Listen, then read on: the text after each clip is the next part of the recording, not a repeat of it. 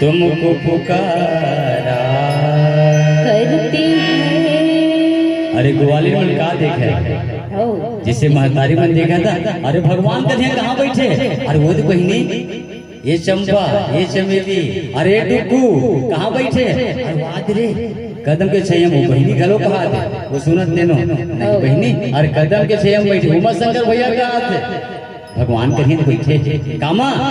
अरे कदम की डाली बोले कृष्ण भगवान की जय हो। सूर्य के श्याम का